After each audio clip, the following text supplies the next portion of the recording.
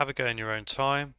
We're going to do a few different factorized questions, and this is like the practice of the two-step process. In the case of this one, remember, I'm not going to keep writing. Well, I may or may not keep writing this out. The first thing we do is we try and find something they've all got in common. The second thing is we try and do double brackets. Remember, the first step we keep repeating it until there's nothing left. In this case, both of these objects have an x in common. I keep hiccuping, sorry, which means we've got x times x plus 5. Ta-da! Next one. Pause the video again, have a go in your own time, have a go at factorising this. Well, they don't have anything in common, so I'm going to dive straight into trying to do double brackets. X times x make x squared. That's either going to be 1 times 6 or 2 times 3. We already know this, we've done it so many times. It's a 2 and a 3.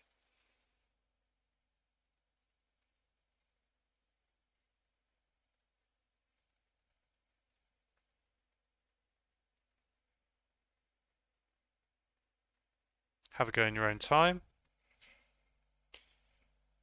And have they got anything in common? First step. Yeah, they've all got a Q.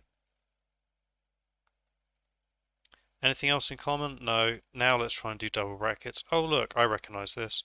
You might be thinking, why does Duncan keep asking the same one? It's because I think it means, again, I've got key kind of learning objectives for this series of 10 lessons, and one of them isn't constantly drilling different question types for factorising. I'm trying to focus more on like big picture skills, strategy stuff.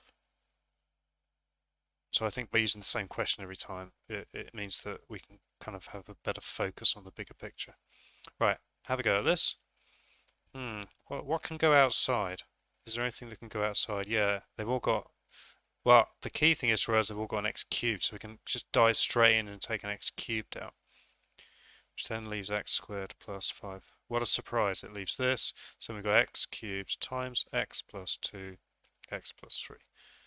And just in case you're wondering, you could also have written x cubed, x plus 3, x plus 2. Doesn't matter which way around you write it. Let's do the next one. Have a go in your own time. What have they both got in common? They've both got an x4. Oh, that's it. That's the answer. Finally, let's do this one.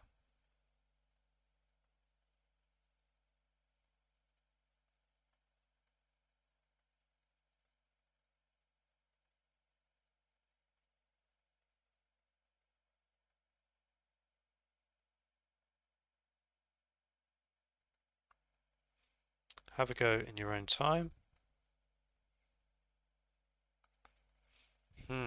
Okay, right. What can go on the outside? They've all got an F. I'm going to go backwards. They've all got an E. They've all got a D. They've all got a C. They've all got a B. And they've all got an A. So now we've got to work out what's left. The first one's still got an A squared. Oh, I think I know what it's going to be. This is predictable, isn't it? Plus 6.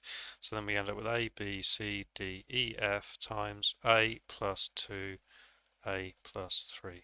There we go. So there. See you in the next video.